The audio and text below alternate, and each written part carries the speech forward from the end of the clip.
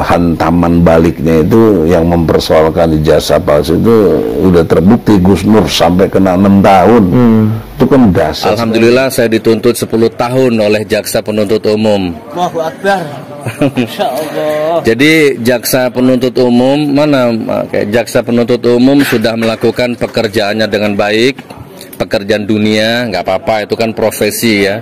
Dia harus tunduk dan patuh oleh sistem yang mengikat dia. Tapi kita masih punya pengadilan akhirat ya, kita masih punya pengadilan yang maha adil nantinya. Oke, kita nggak usah bahas itu. Intinya saya dituntut 10 tahun oleh jaksa penuntut umum. Alhamdulillah. Menjatuhkan pidana oleh karena itu dengan pidana penjara termasuk dengan pidana penjara selama 6 tahun. Apakah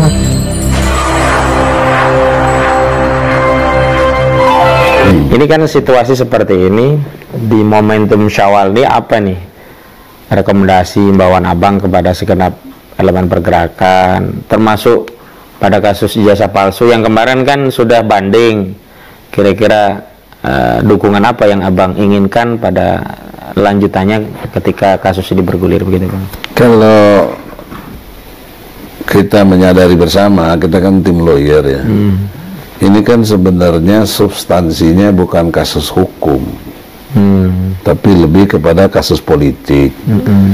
Maka sudi kiranya kita harus pikirkan bagaimana melawan situasi kasus politik ini dengan cara-cara politik juga. Tapi tetap koridor hukum. Tidak boleh kita melakukan hal-hal yang di luar ketentuan hukum yang berlaku yang kita pahami. Salah satu misalnya, bisa nggak kita sama-sama ke DPR nanti, entah fraksi mana, nah ini saya tawarkan ya, untuk bisa menerima kita, karena kita memperhatikan tak satu pun anggota DPR bicara tentang ijazah palsu. Tokoh-tokoh juga jarang, kecuali yang pernah saya ingat Rizal Ramli, Hariman Sregar ya.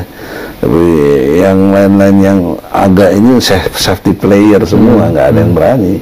Karena dampaknya serius, seperti Antum bilang, kalau hantaman baliknya itu yang mempersoalkan ijazah palsu itu udah terbukti. Gus Nur sampai kena 6 tahun. Itu kan dahsyat sekali. Ratna Sarumpait aja yang udah bener terbukti kalau dia membuat hoak cuma dihukum 2 tahun gitu loh. Itu kan dahsyat itu. Ya, tuntutannya cuma 3 tahun, dia tuntutannya 10 tahun. Ya, itu kan nggak mungkin jaksa nggak diperintah, itu nggak mungkin. Ya, kita tahulah pola-polanya.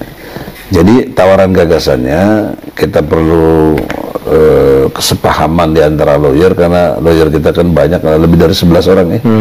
Itu perlu ada kesepahaman apakah kita perlu menggunakan institusi DPR. Sisi lain banyak yang juga ingat, ngapain ke DPR, nggak ada gunanya ada yang bilang begitu juga. Saya masih sangka baik, karena di celah-celah kevakuman, di celah-celah nggak orang mau bicara, kalau Allah kasih hidayah, muncul keberanian, tiba-tiba kan bisa saja. Kita nggak boleh pesimis ya. Itu tawaran gagasan yang utama dalam pengertian untuk ijazah palsu.